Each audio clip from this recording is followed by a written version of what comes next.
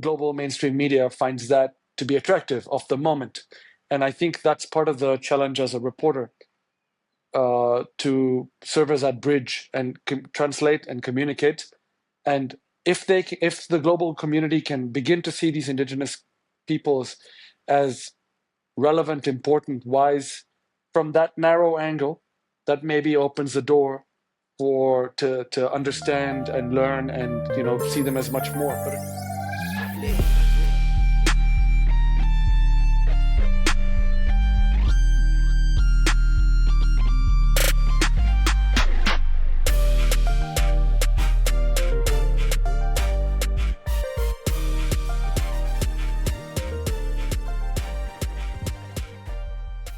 Hi everyone, welcome to another episode of the Underrated Ideas series. It's great to be with you today. It's just me today. Jerome wasn't able to make it, but I can make that up to you with our amazing colleague, friend, I would like to say, who's joining us today, Anjan Sundaram, who is one of the most, I'm gonna make you blush, Anjan, and say one of the most inspiring journalists I've come across, who is really, I would say, you've always kind of dedicated yourself to very much telling stories about people who haven't had the opportunity to tell stories themselves and getting their voices out into the kind of mainstream discourse. But Anjan, would you be happy to kind of introduce yourself and tell everyone who you are? Oh, thank you. You're right. I really appreciate it. Sure. I'm a reporter. I'm from India. I've worked across the global south for the last 20 years, mostly covering marginalized stories, conflicts, wars, dictatorship. I'm trying to bring those stories into the mainstream news, media, and into the global public consciousness. Kind of one of the underlying ethoses of my work has been to combine my personal journey with the reporting and public and political journeys, reporting, and in the sense that I report on the world as I report on myself. And so I try to report on issues that are underrepresented and try to get the world to look at them from a belief and practice, a personal practice of doing the same in my own mind, examining, the dark spots in my own consciousness and trying to get myself to look at them as a way of being more complete and feeling more complete as a human being. And so that kind of dual journey has informed my writing over the last 20 years. I truly believe that as a society, we will be better off if we are able to look at some of these ignored conflicts and situations around the world. The role of journalism is something, you've not only reported on issues, but you've also furthered the discourse around the role of journalism itself. And so what I wanted to do, and just to kind of give our audience a bit of a heads up, is I want to talk about a particular thing that you're focusing on at the minute, which is environmental defenders, which is just, a critical group of people and a critical concept as well, and something that we need to really bring more to the fore. But then also it'd be great to, I think, look at the ideas you have about the role of journalism, how it can be used to kind of generate change. But before we start off, this question that I think we want to kind of ask everyone and just get a better perspective on the variety of opinions out there. If I say the term environmental security or climate security to you, what do you think of? The thing that first comes to my mind regarding environmental security is that, to be honest, in the modern world,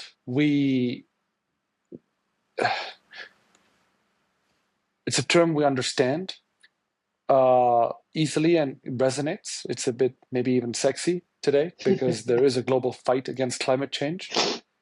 But to me, the term is much broader. Environmental security is linked to uh, protecting our identities, our communities, our traditions, our ways of life, and that's really what I've learned and what's been driving my reporting in indigenous communities in Mexico. Uh, they are environmental defenders, but they're defenders of a different way of thinking. And my Mexican reporting partner, his name is Rafael Lozano, and I, when we conceived of our project, we were interested in traveling and reporting on the front lines of this division between seemingly a two ways of seeing the world and of managing our natural resources or relating to our natural resources.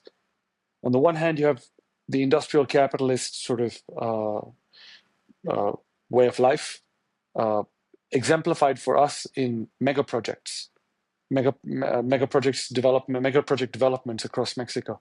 And on the other side, we called it, after a Colombian researcher, the term a communal way of living, in which the communities live in community with each other, but also with their ecosystems. And when we spoke to them about environmental security and asked them, how do you feel about this term environmental defenders? And they said, of course, we accept it, but we're far more than that. We're defending a way of life, a way of relating to nature that is now increasingly essential to protecting our collective future, no matter which society we live in. We need to protect our ecosystems if we're all going to survive as a global community.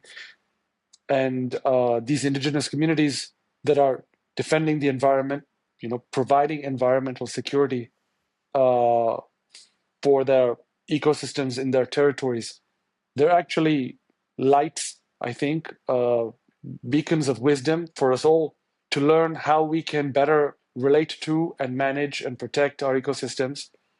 And this point is important because even in Mexico, when I speak to conservationists, even they say, "Oh, the indigenous communities, they just need education and hospitals and money." And when I put to them, actually, maybe we have something to learn from them because our way of development has destroyed a large part of the global biodiversity and ecosystems, and they've protected theirs. So maybe they can teach us something. That perspective is somehow lacking or seems new to them, and it shouldn't be. It's I can see Jerome sort of. I think you've already made a friend of Jerome. Yeah, I'm glad. it's sort of. I mean, I don't want to go too far into this, but maybe I think sometimes we can be almost in a bubble where some of these ideas, the idea that a community that isn't as, that doesn't have kind of an economically developed infrastructure or kind of technologically oriented solutions is one that is conceived of as less developed, but it's so heavily rooted, I think, in high-level political thinking that it's interesting to see how do we break that down. And yeah, I know, Jerome, you've probably got a few ideas, but I'd be I'd be interested, Anjan, to kind of say, with the work you're doing on environmental defenders, how are you finding that you're able to translate that to I suppose bring these perspectives to people in power, to the general public in a more forceful way, in a way that they can connect with? Even the term environmental defender is an invention.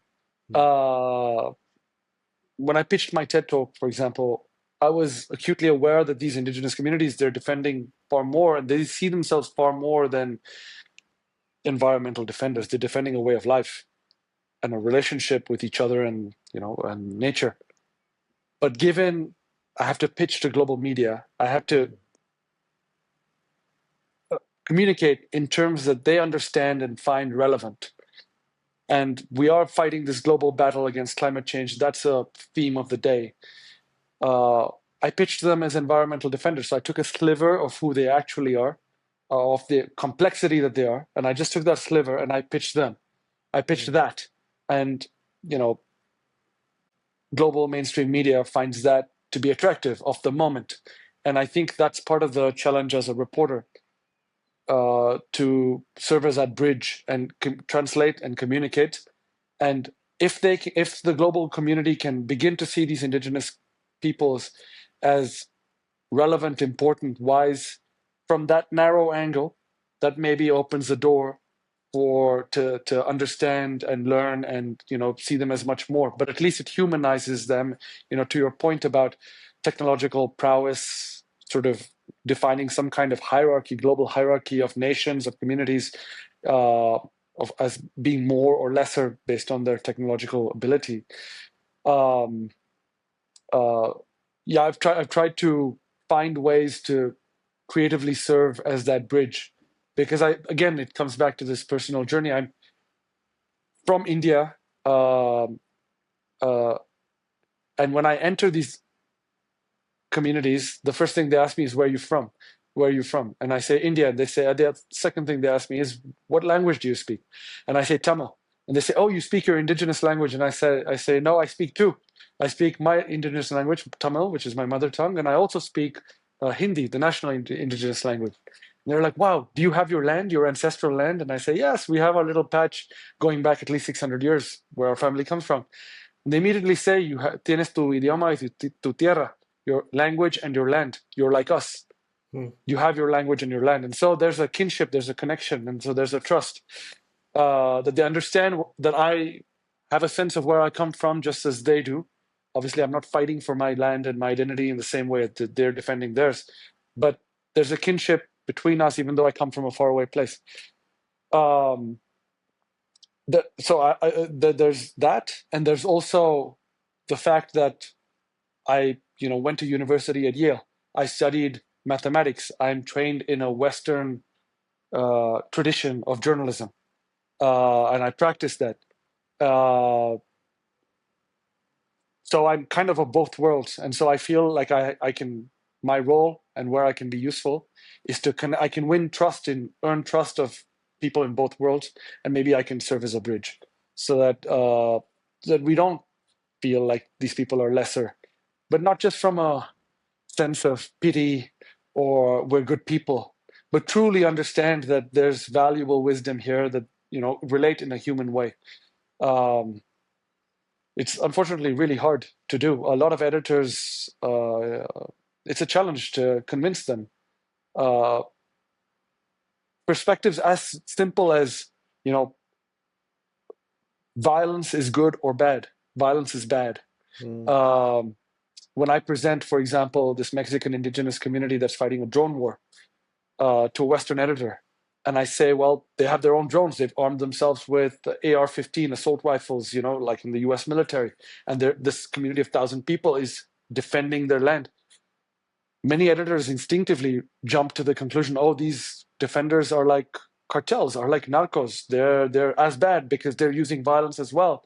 And there isn't that nuance of, well, what do you do if global institutions, national institutions, society has abandoned you? Where does that leave you? And are they using those weapons to conquer and inflict violence and initiate violence, or are they using it to defend their territories and their people and their children?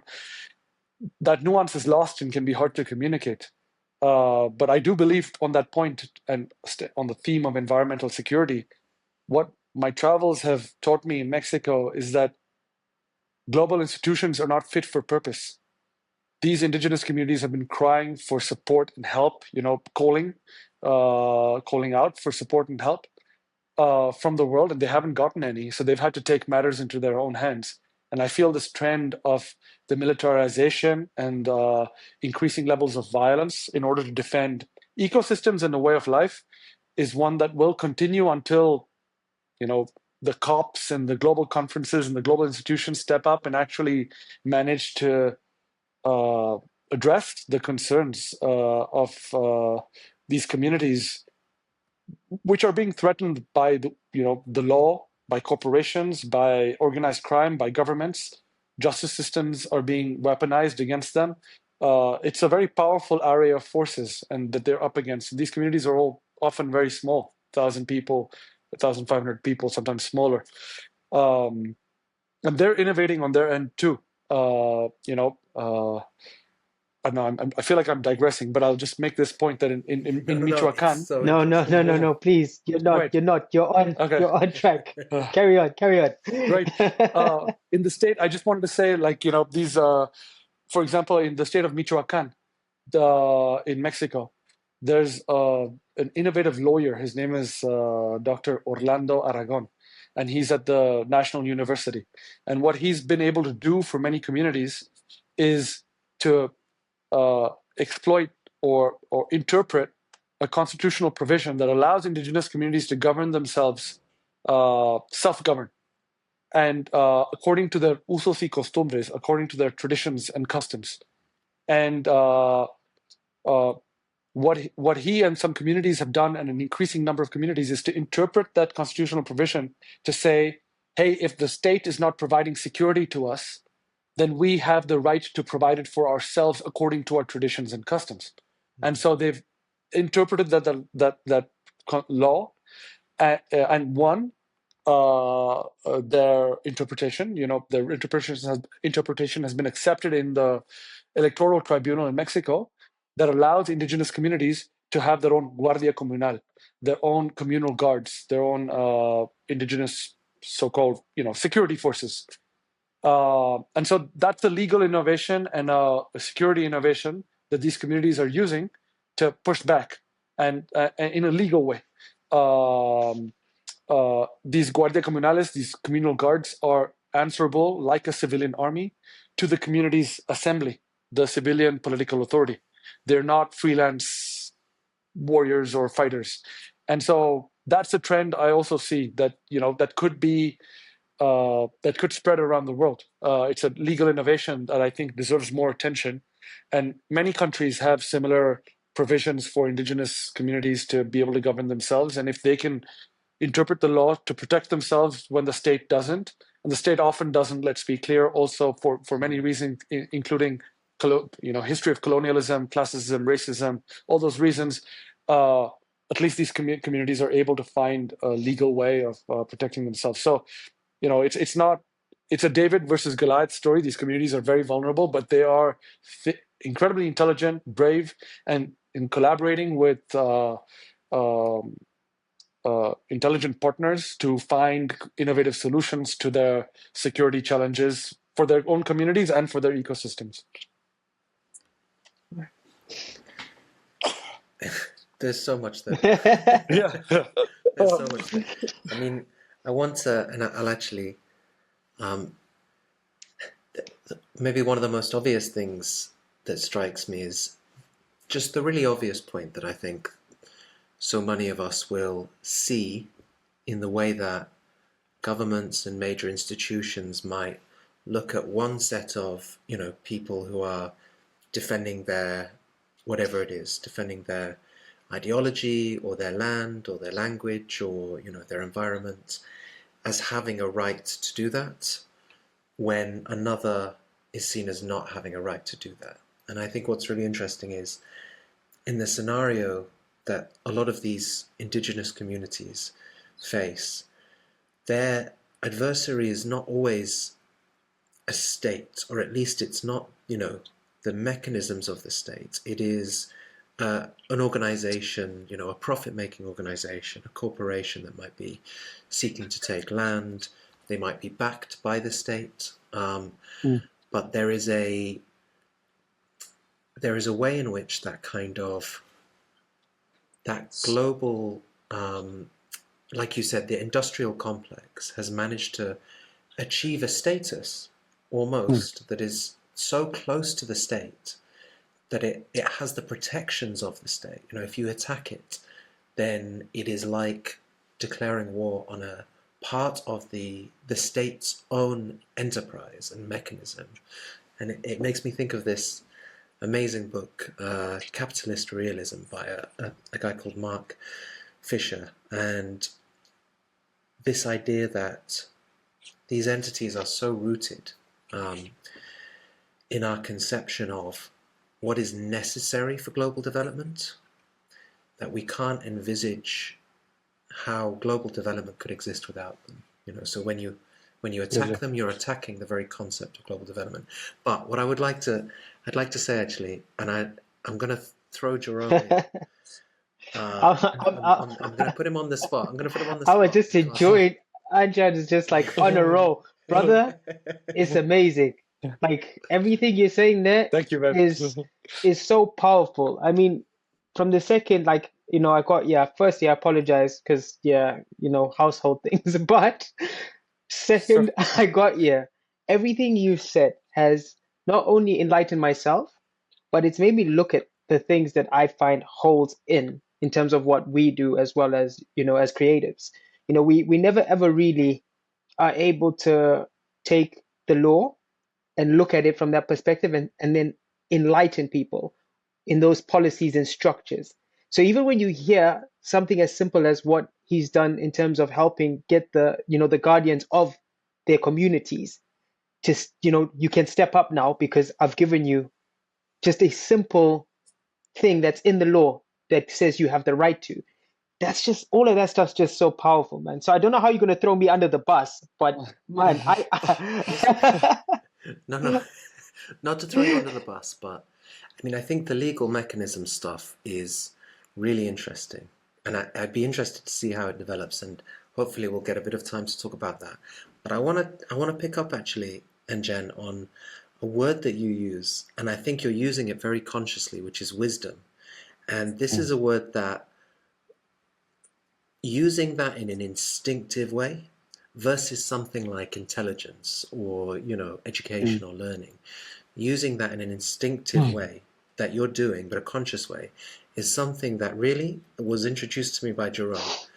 And I think I'd like to kind of, so this is where I'm throwing you in, Jerome, to kind of say, I want to see if the way that you use that word wisdom, because it almost feels like it's a solution in and of itself, not just the ideas that are being put across, but the very concept. Like, does that resonate with you, Jerome? Yeah, I mean, when we think about wisdom from an African context and maybe regional as well, I've also got Indian roots. So when we think about it, Jerome's smoking. when we think about it from that context, wisdom for me, and I think the enlightening moment was understanding that wisdom and intelligence are very different. Wisdom will tell you, you know, what the future will hold. Depends. So I think intelligence, you solve the problem for now. Wisdom, you're able to look back and also look forward, and then have a solution that impacts, future, present, and it doesn't, get rid of past. It actually incorporates it. So, and intelligence is like a now thing. But yes, it feels very grounded in a lot of the stuff that he's talking about.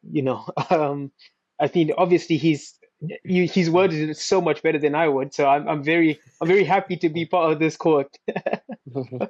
Did you? I guess, find yeah. that- To your point, Jerome, I can expand on that. The reason I came to Mexico, there were two. One was Mexico in 2021 was the world's deadliest country for environmental defenders. 54 had been killed. So it felt like the hottest part of the environmental frontline. And I, as a conflict reporter, a war reporter, felt like I could bring those stories to the mainstream. So I could put my skills to use. The second thing was exactly what you were saying, which is to learn from these indigenous leaders. We often see them, or society, mainstream society often sees them as a reminder of the past, a keeper of the past, a protector of ecosystems, a protector of traditions, of the ways of our roots, of where we came from. We rarely ask these indigenous leaders for their vision of our collective future. Where should the world go? No, it's very, very rare. And I wanted to ask them this question. I wanted to learn from them. Well, you're seeing all this damage and destruction of ecological ecosystems around us. How would you advise us and to live better? And that's what drove my, and not only from an intellectual perspective, but you clearly believe in your ideas enough to put your bodies and your children on the front line. So it's a conviction. It's not merely an abstract sort of collection of ideas that you're playing with. You are embodying it.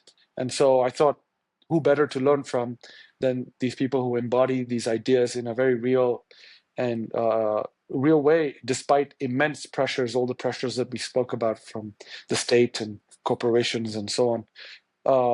They're choosing to continue that battle. Have you got Yeah. I don't want to I don't want to ask you to summarize this amazing diversity of perspectives, but when you ask people what that future is, what they envisage that to be, are there certain themes that come through strongly? The first thing that comes, that's sort of the most obvious is what I said already. They ask me where I come from. They have somewhere they come from, and they are willing to defend it with their lives. And if they lose that place or that connection to that place they come from, it feels like they've lost a sense of who they are. So somehow the betterment of themselves is tied to the betterment of the territory that they are somehow protecting. It's a very fundamental idea for them. And I think for all of us in a certain way. It's almost like a symbiotic relationship between the two, Absolutely. They've given me, it's hard to summarize or, speak for them. They do it so eloquently themselves. But maybe some analogies would help. So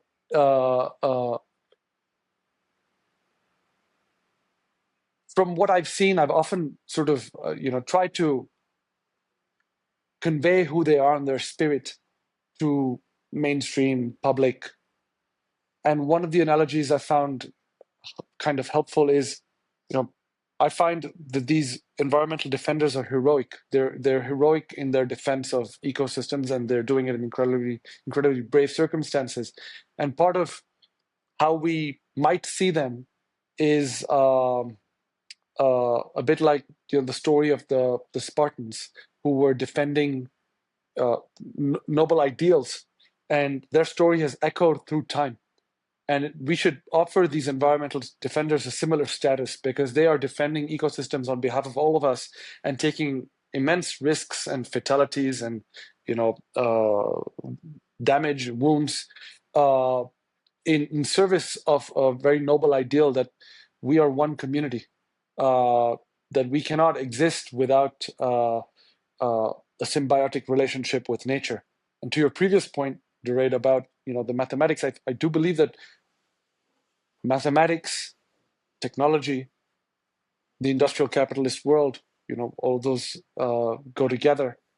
They have a different vision, that we can abstract ourselves. We can abstract an understanding of nature into equations, and we can abstract ourselves from that dependency and relationship with nature.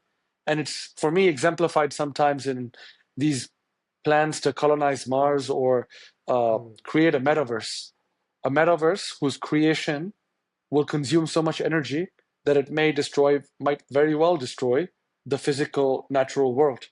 But we are so wedded sometimes to this mathematical, technological vision that some of us at least, are willing to embark on that, make that deal and say, okay, we will upload our consciousnesses and make some avatars or whatever and live some lives in a metaverse.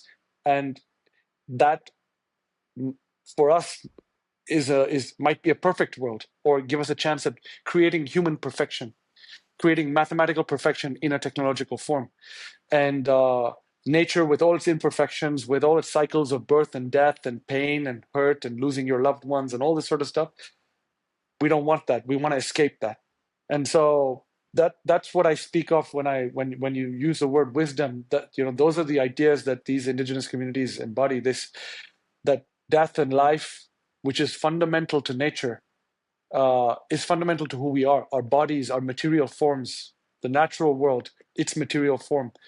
It's all part of our humanity. our consciousness. And this mathematical idea of abstracting ourselves is a fool's game. So I say that also as someone who studied mathematics. I studied mathematics for a long time, and I thought I was going to be a mathematician. I was about to start my PhD when I left all that and I went to Congo.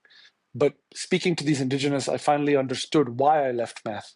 And what about it? What about this abstraction in modern mathematics? What about it troubled me? It had a lack of connection to people. And now I'm beginning to understand, because we're now firmly in the Anthropocene, and I'm seeing the mathematical ideas embodied in the metaverse. I now understand what it was that troubled me.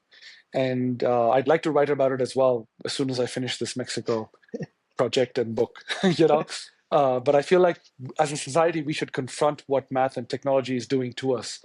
And we don't, partly because mathematics is kind of seen as this obscure, difficult to understand realm that we should leave to mathematicians and technologists.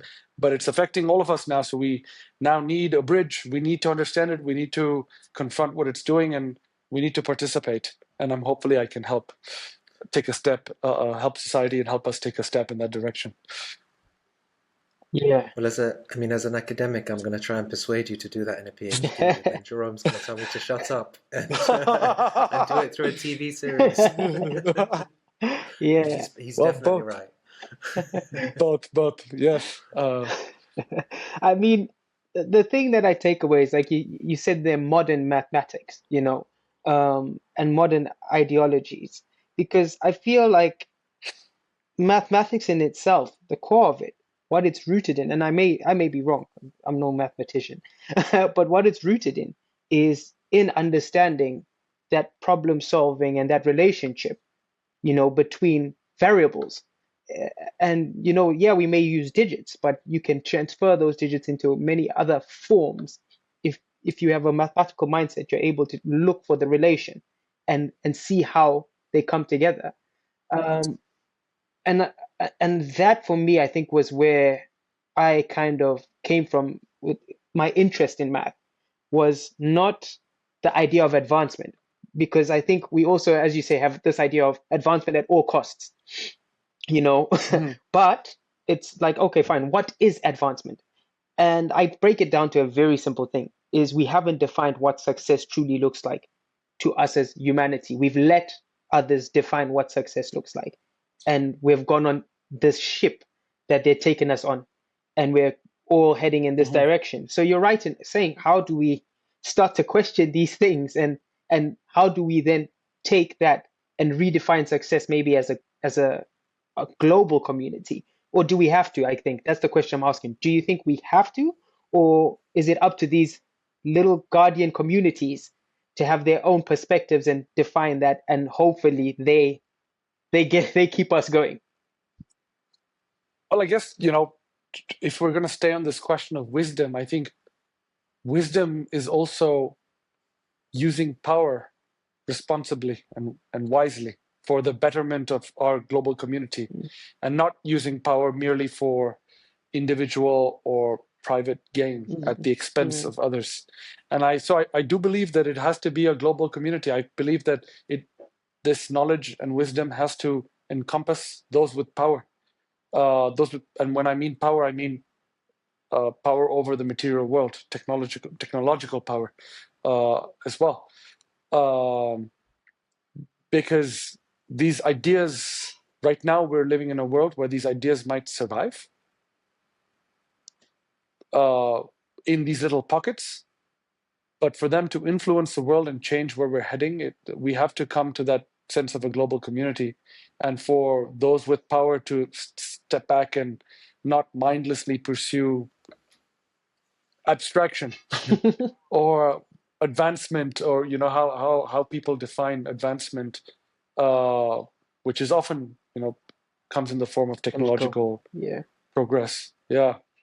I believe that this wisdom has to infuse that community as well. We won't survive as a species without that wisdom. We're on a path to destroy everything, and or the natural world, and I think the indigenous communities are very clear about this. That's where they see we're heading.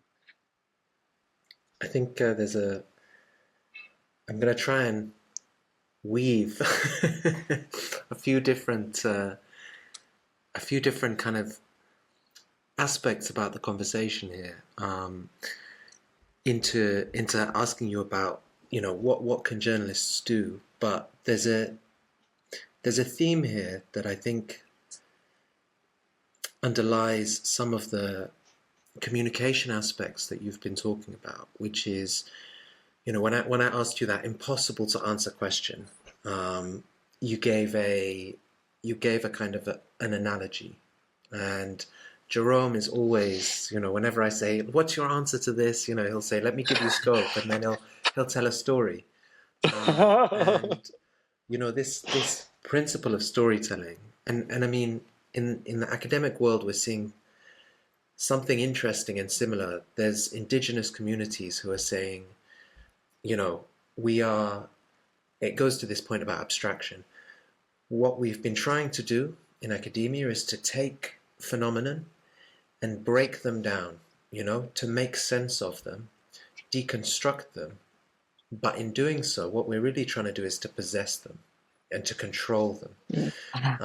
And so what some of these indigenous scholars are doing is to say, how can we bring storytelling into this sense, into this discourse, so that we're not sense making, we're sense shaping.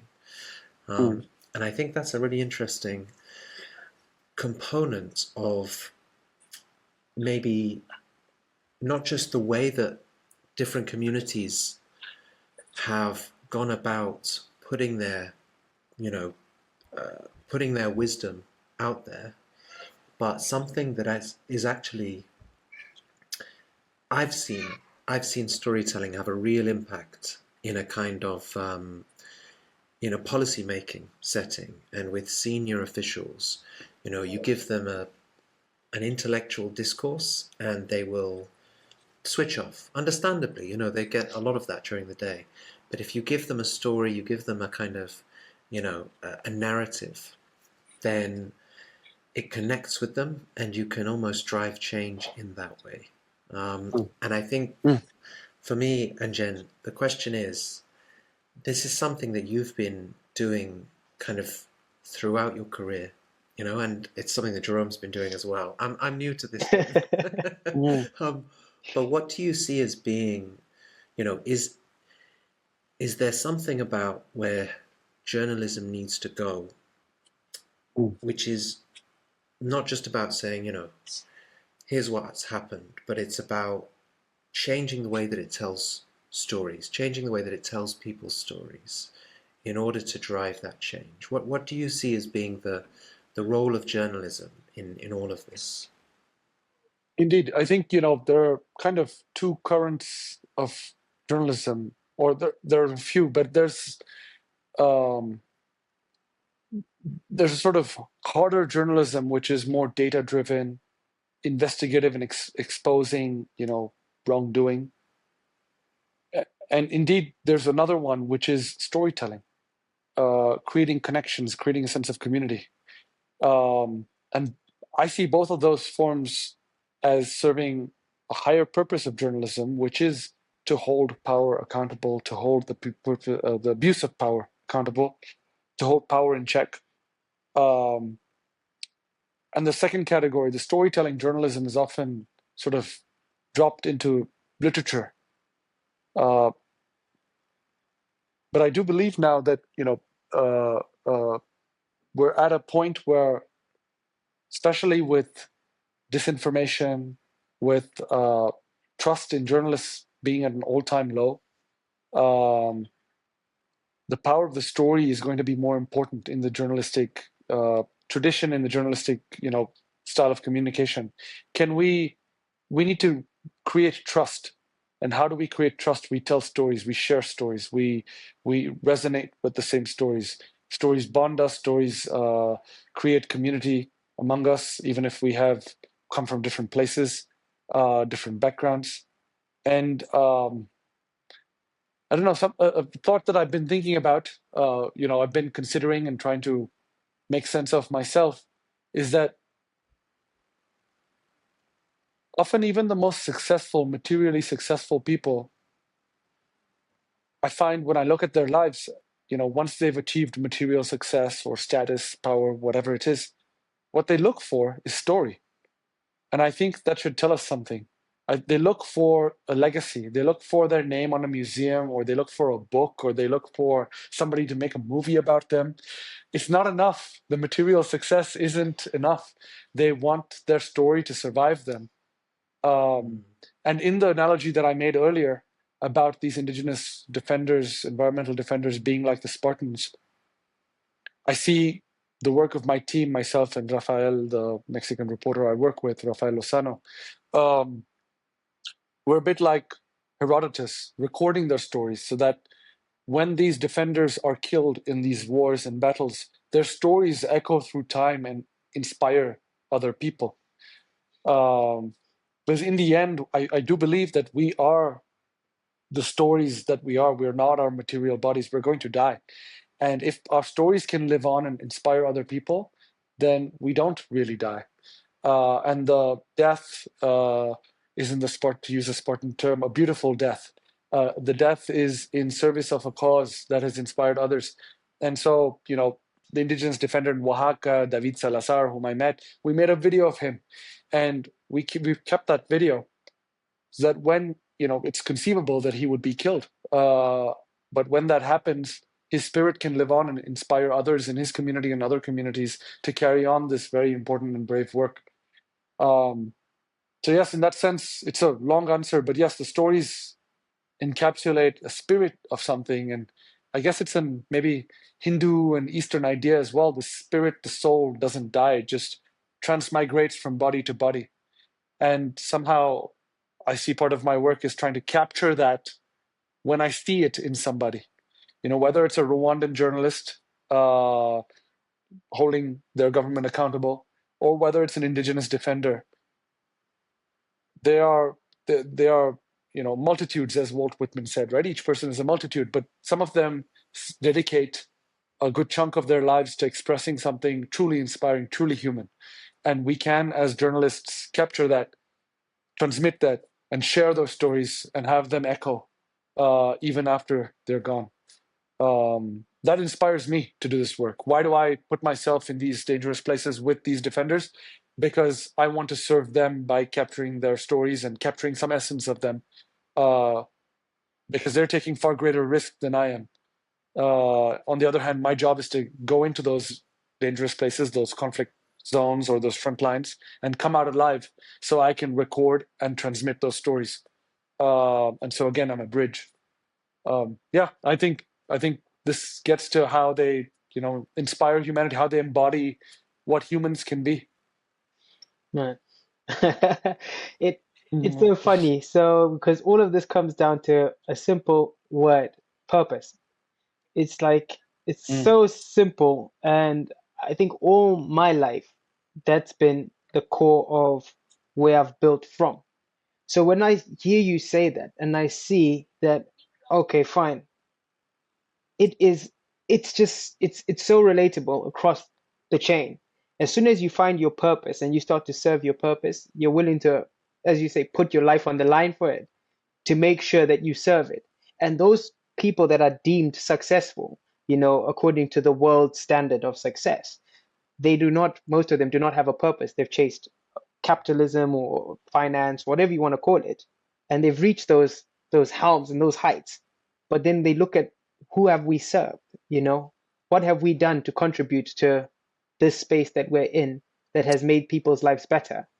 And they have nothing to show for it, and that's why they'll build monuments and buy, because they're trying to, as you say, remain relevant in people's hearts.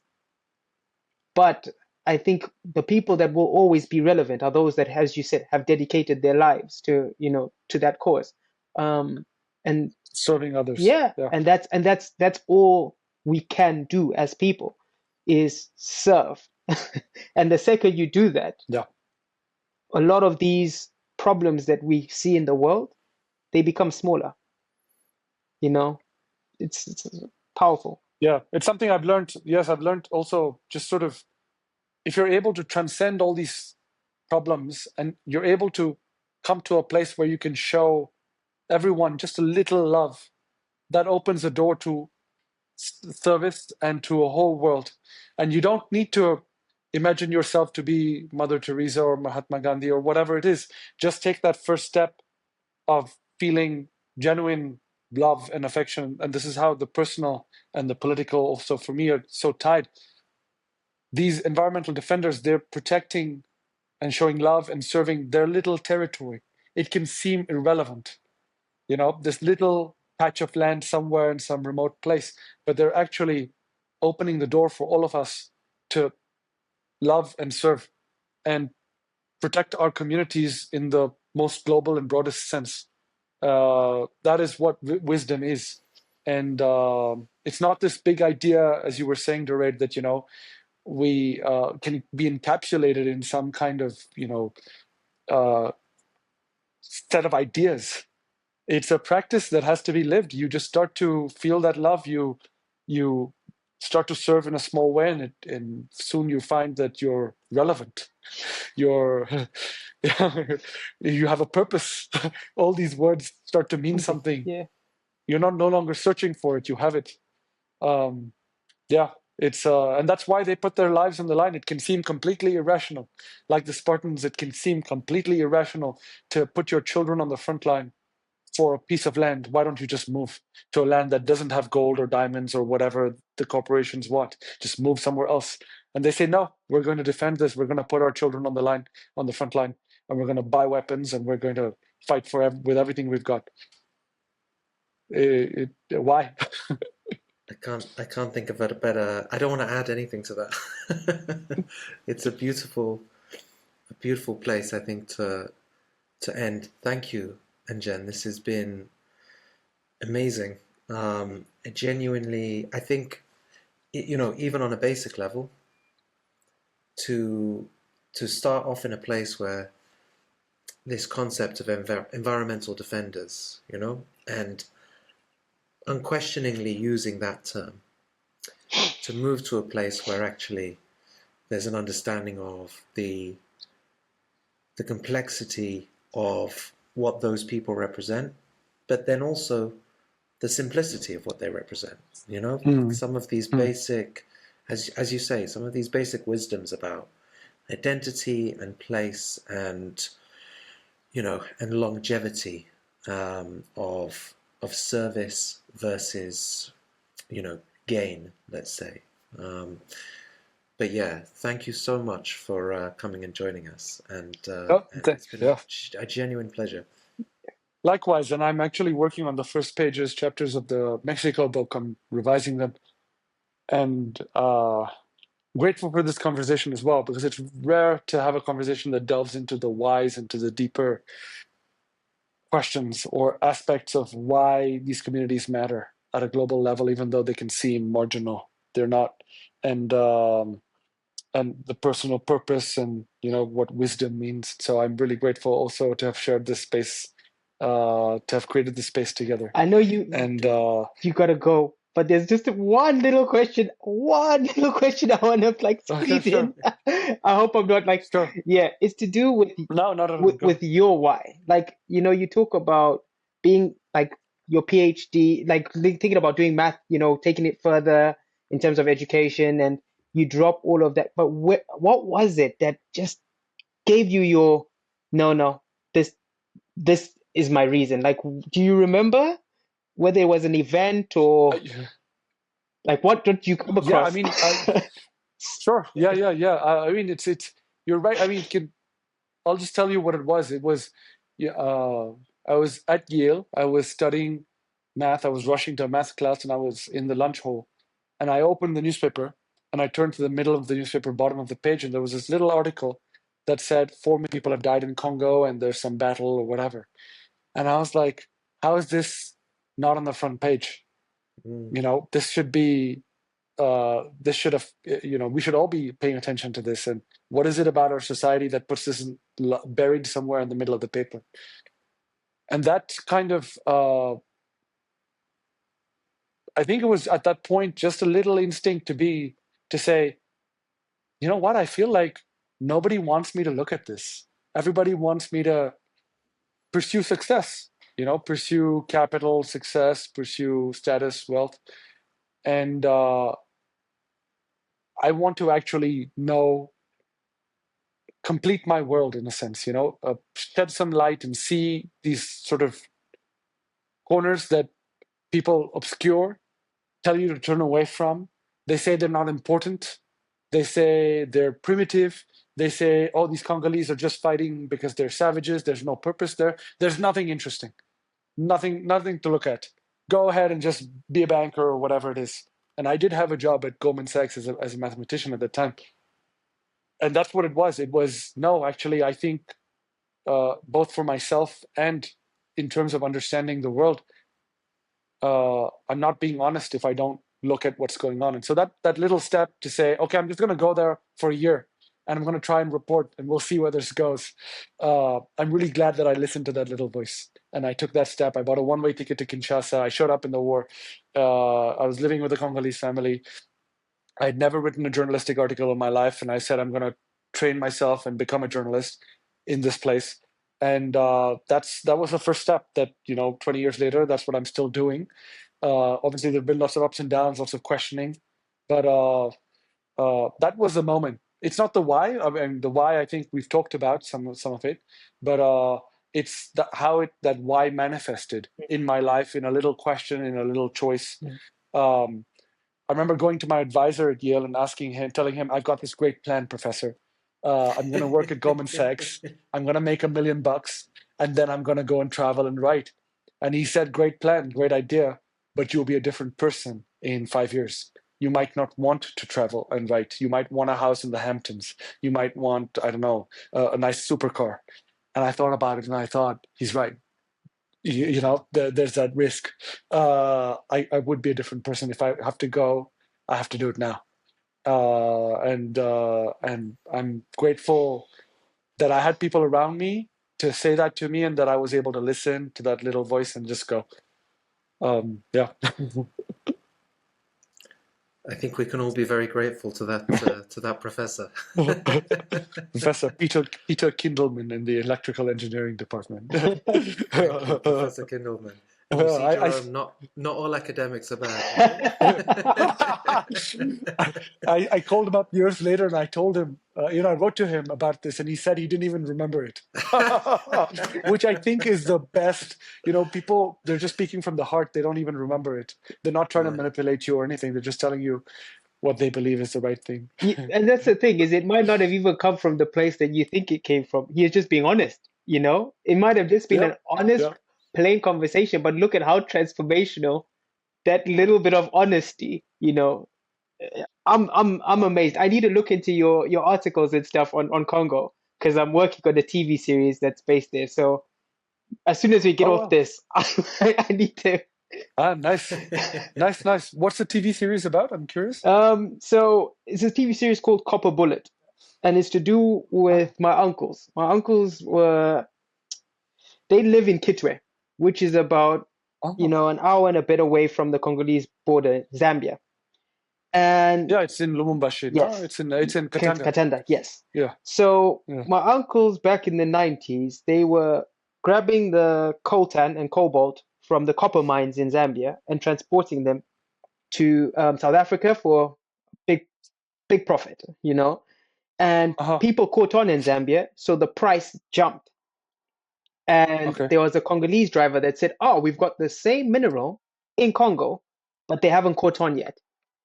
So they ended up in the 90s trying to pull that move. And funny enough, when you go back now and you look at it, it's still the same thing. Hey, it's still happening. We still got this porous border where all of these minerals are going through, whether it's Zambia or Rwanda or whatever it is, it's still happening. And the story is kind of like, funny enough, it's like a Narcos, a Narcos style drama, like TV series. And I was speaking to a guy called Jesus Escoval, who's based in Washington, D.C., and he's kind of the correspondent to do with the Narcos in Mexico and Colombia. And he said to me, people do not realize how important Africa is in this global dynamic, whether it's not like the narcos themselves, taking, cocaine through, or whether it is the mineral exchange, or whether it is, we miss so much, and Africa is so unspoken of. And he's like, this TV series could open up a lot of conversations, and the Yeah. journalists that have been shut down, he has like, you would have given all their work, their life work, finally some light. So he's like, I will support you in bringing this thing to life. You tell me when we need to talk. I will give you what information you need. Um, Perfect. so I'm also, I would love to help. I would love to help in any way. They're making a TV series from my first book, Stringer, and which is set in Congo. And yep, if I can help in any way, like, producers or whatever you need, feel free to reach out, and I'd love to stay in touch. I'd love to hear what you're up to. I think it's really important. yes, Yeah, and it's a great story because it has a personal connection. It's brilliant. Yeah, same vice versa. Like if you need yeah. anything, I'm quite well connected on the African continent. So if there's ever issues, or if ever you need anything related to, stuff out there, please also don't hesitate, reach out, and we'll, use the network to make sure we serve our purpose. Thank you. Thank you. And I will Thank you, Jared. happily make some popcorn for when we get to watch these. That's all I can contribute. Such a joker. I will happily thank sit you. and watch. You're Thank you, helping a Jared, lot. for bringing us together. Yeah. It's really important. Yeah. Anyway, I think all these conversations will continue, and I look forward to that. Thank you, Anjan. It's been an Thank you. absolute pleasure, as always. Likewise. Thank you both. Yeah. Thanks. Have a Bye. good day. You too. Bye. I knew you'd like it. Stop recording. I knew it. Nah, I wouldn't mind. Just. Oh man. Yeah. Oh, bro. He's an amazing person. Bro. I think. And I could see your eyes lighting up with everything you were saying. It was just like, yeah, that's it. Yeah. That's what I've been thinking. But I think what's amazing about Anjan is his ability to. So, if you don't mind me talking for a second, all of those things that he was discussing, they're things that people will often kind of accept as, if you're talking to particularly senior leaders, some of these concepts are things that they will accept objectively, or they might accept it tokenistically. Yeah, we need to be good to nature. Yeah, I understand that labeling a group as a sort of terrorist or insurgent or paramilitary is a political move.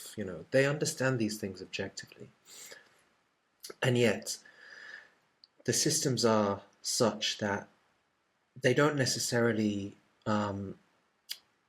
We don't have the narratives to be able to turn around and say, this is why you should connect with it on a real primacy, level, on a really emotional level. And I think, as one example, when he was talking about love and service of a place and protecting a place, a lot of the military people that I know, that's a place that they come from.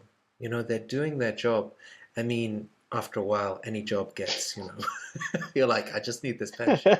But they've started this job from a place of love and service. And I think what Anjan can do so amazingly is to find these narratives that are powerful and that can reframe something in a way that hits. And I think with that love and service example, if you could turn around even to some senior leaders and say, service to your place, protecting your people and your land and your identity and your way of being. Like, is that what drives you? Yes, that's what's driving these people. And you've got them, you've got them because they can connect with it. It drives them. And I think, This is a beautiful thing that you said, but there's the core component of what he's talking about that is still missing from even this little bit that we're talking about now here. Because we're talking about the community that you come from and serving it and stuff. And it's managed to get politicized as well. It's kind of like when we talk about Ubuntu being politicized. Even that core concept has been used in Africa by a lot of politicians in order to gain power. Yeah. So are they aware? Yes. A lot of them, they're not dumb people, they're very intelligent people.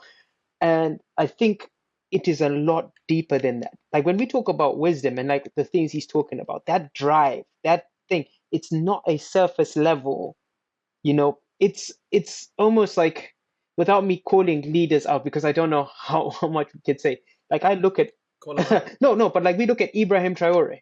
I love him. I love what he's doing.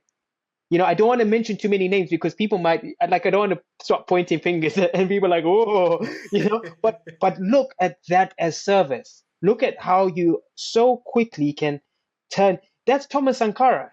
You are truly there to make sure that people, like the people in your community, are looked after. There's a story about an imam that one of my uncles told me when I used to kind of still be on the verge of exploring Islam. And my uncle Give it to us. my uncle sat me down and he said, there was this famine that struck this city or back in the day. And it was like a big catastrophe. But, somehow the leader at the time, who was an imam, of course, and well, he would go around and make sure his people were okay, and things started to settle.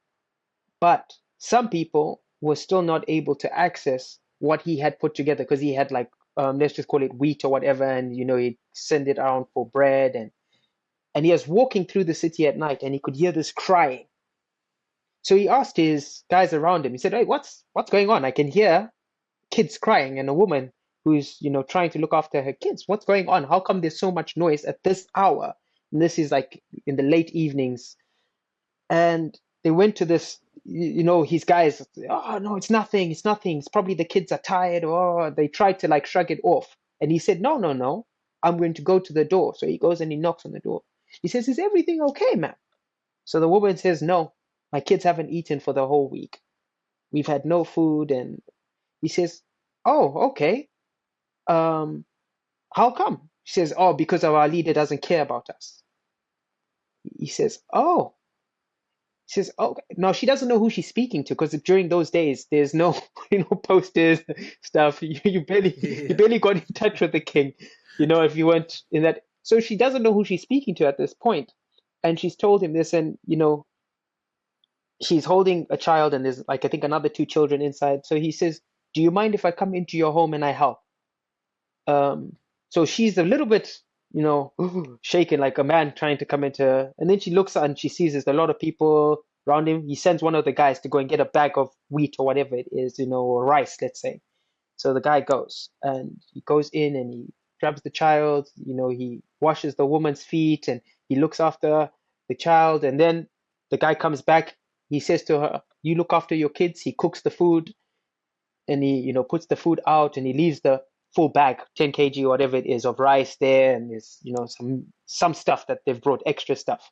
And he says, "If ever anything like this happens to you, your family, your friends, or anyone in the community," he says, "you should come and knock on the gate and tell them that the king sent you." And when my uncle was explaining this, he was talking about this deeper sense of service.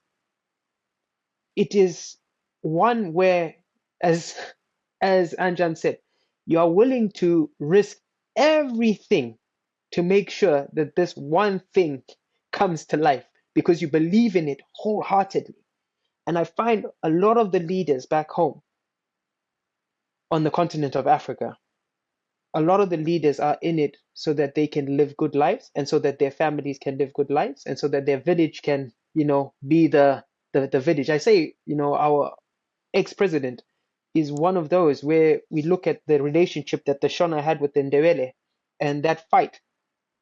And for me, even though I'm from the north and I'm more Shona than I am Ndebele, I can look at that from outside and say there's something wrong there. You're not of service to this nation. You're of service to yourself. The fact that you're trying to prove that you are the dominant thing, we're still living in this tribalistic environment, fighting environment. That's not serving. Is there a need for death? Is there a need for this complete, you know, I don't dominance?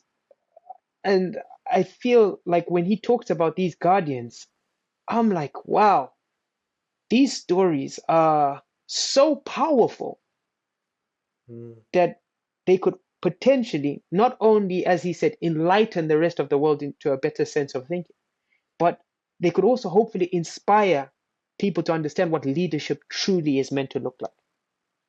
Mm. So yeah, you're right. It's like asking those core questions, but being able to assess and see within the person's spirit to see if they are truly of service to you is a test that I think we need to somehow have, we need to come up with. There needs to be an exam for that. If academia can do something, let's have the leadership test. Don't leave that to us. You're gonna get that wrong. Hands down. It'll be a test that the academics will do particularly well at ultimately, and then we'll all become, you'll have that technocratic leadership that you're like, why? Yeah, I mean It's powerful, man. I think there's an interesting catch-22 there of like, do the systems of governance that we have created automatically lend toward giving advantage to people who are able to, people who are just looking out for themselves or looking out for interests that are not the interests of the community. And I know there's a lot of, amazing scholars out there, amazing work being done who are kind of saying, how do we create a human-centric model of governance whereby the power kind of comes from below and you have almost coordination mechanisms above, not necessarily mechanisms that have power, but that coordinate the power that exists within those communities. And it's a big, it's a big question. It seems like a big problem. But I think one thing about this, and I wasn't expecting it from Anjan, if I'm honest, and it comes down to my tunnel vision, it's that it feels like an impossible task, that idea of changing that whole model. But it's only impossible if you're thinking about it in the short term. And when I asked him about stories and journalism and storytelling, for me, I was very much angling that at saying, how do we solve these immediate problems? And there is maybe something that they can do to solve those immediate problems, but they also have that long-term objective, And I think that's something that we can tend to forget, including within climate security. It's very much about solving the problem now, there's urgency, and there needs to be urgency. But if we forget about that, setting the foundations for longer term progress, then what happens? So that's the funny thing about wisdom. So even like when I think about it, it's like when I was trying to say the definition of intelligence is being able to look at a problem now and come up with a solution now. That's my definition of intelligence. It's a very much like, okay, we need food. How do we get food now? Okay, we're gonna pump chemicals into the ground and we have food faster, But then when you think about wisdom goes, but wait, okay, but if we do that, then we're going to damage the soil and we're going to be eating chemicals and it's going to affect our health. And therefore, we're going to end up with no food in, 50 years' time because we won't be able to work that land. So maybe a food forest is the better option where we've got multiple different, species of crop and they give us food gradually, So every season you get something different and you can eat all year round. And it also then brings animals and things, and therefore you're able to grow that environment, and it's an ecosystem. So wisdom does this thing where it has foresight, whereas, and I think intelligence, as I said, it is very much a now thing, and that's why, like, even when I talked about like the leadership thing, and I talk about the Zimbabwean situation, Robert Mugabe's thing, when I talk about the Ndebele and the Shona, people may think, oh, I'm calling him out and, I'm trying to bring this up. No, it's a very straightforward thing. Do I think that the man had a vision? Yes. Do I think that he was strategic? Yes. Do I think he was intelligent? Yes. But do I know where he was coming from? No. Do I know his intentions? Do I know where his spirit was sitting when he was making a lot of these decisions? And by me identifying some of these atrocities that took place, whether they are factual or not, I don't want to, start to now try and bring that all to life because it's such a big thing, and I am Zimbabwean and I don't want to be in trouble. But but when I think about it and I look at the governance of a country and I look at the downfall of a people, all because of somebody's ego, it brings a lot to question because he hasn't been clear on what his purpose was. And that's why Zimbabwe has ended up where Zimbabwe has ended up. You have not been clear as a leader as to the wisdom that you hold and how it was going to guide us to a better Zimbabwe because we are unable to see it. It's not like Zimbabwe is still in a state, and this is years later of him governing and his party. And that's also another thing is if his party came out of power, you'd say, oh, well, maybe, it's a new idea, but it should still be the same idea. So how are we now, nearly 40 years, whatever later, still in the same position? And that for me is the question of a person's intentions as a leader. It's like even if you don't have a vision, but if you have the right spirit and the right intentions for your people, you will find people who can help you paint that picture, and you'll help them believe in it. Not because of what they'll get out of it now, but because they know that their great grandkids may get to see a better future. It was beautiful. Transformation. Yeah, it was beautiful listening to him talk, man. It was like I was quiet for probably like 30 minutes there, just like, wow, this is a lot for me to just digest, and it's that thing of articulation and life and experience and connection.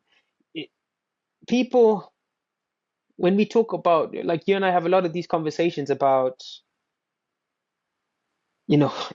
just some of these concepts, these traditional concepts, when I talk about Africa, that are mind blowing, like even just Ubuntu as a thing,